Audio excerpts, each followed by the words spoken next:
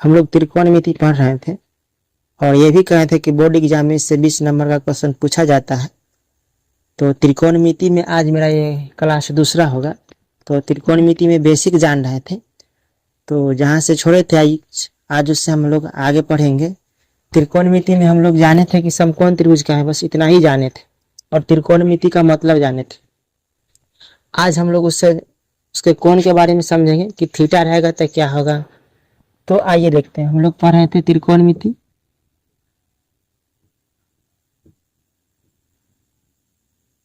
त्रिकोणमिति में आज मेरा दूसरा क्लास।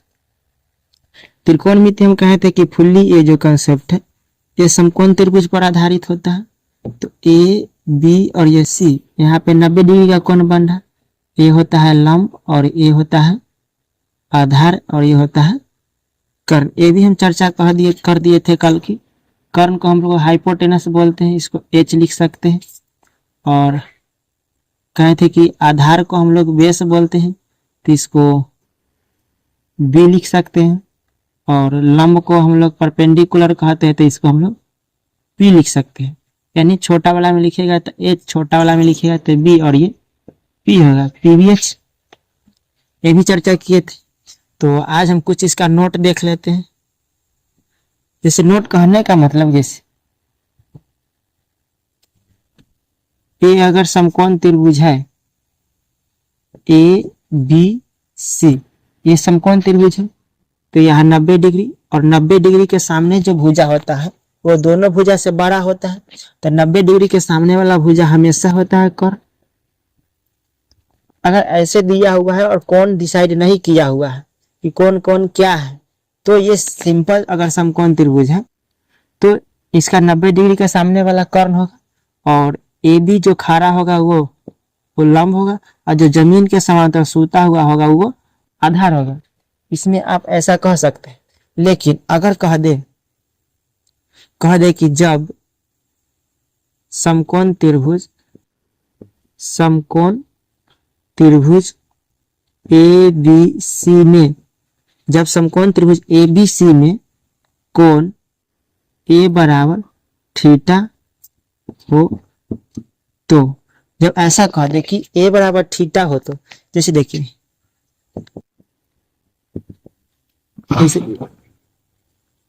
जैसे ये समकोण त्रिभुज हुआ, ये ए हुआ, ये बी हुआ, ये सी हुआ, समकोण त्रिभुज है। बी अगर ये 90 डिग्री हुआ, बी अगर 90 डिग्री हुआ, यहाँ कह रहा है कि कोण ए बराबर थीटा, तो अगर ये थीटा है तो इसका नियम बदल जाता है। इसका नियम बदलता है क्योंकि देखिए जब 90 डिग्री के सामने वाला होता है तो हम कह देते हैं कि ये कर्ण होता है। ये कर्ण बदलने का नाम ही नहीं होता है। जैसे ये ढीठ है, ढीठ कहने का मतलब कोई अगर गांव में अगर आइएगा, गांव देहात में कोई ढीठ होता है। ढीठ कहने का मतलब है कि जिदिया। अगर मान लीजिए कि कोई अगर बच्चा है, उसको अगर 10 रुपया दीजिएगा तो उसका भाई देख लेगा या बहन तो कहेगा ना हम भी 10 रुपया लेंगे। तो कहा कि उसको दिए 10 रुपया हम कम लेंगे, तो नहीं लेंगे, यानी 10 रुपया हम लेंगे। उसी तरह का ये ढीठ है।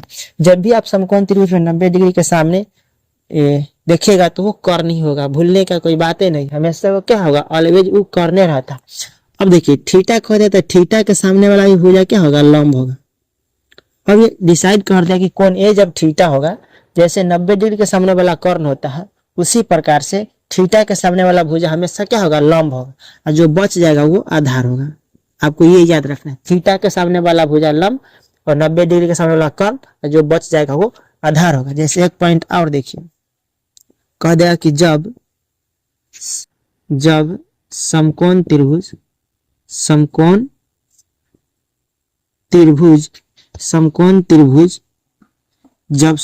त्रिभुज में कोण सी बराबर थीटा हो, तो जब कोण सी बराबर थीटा दे दिया, जैसे देखिए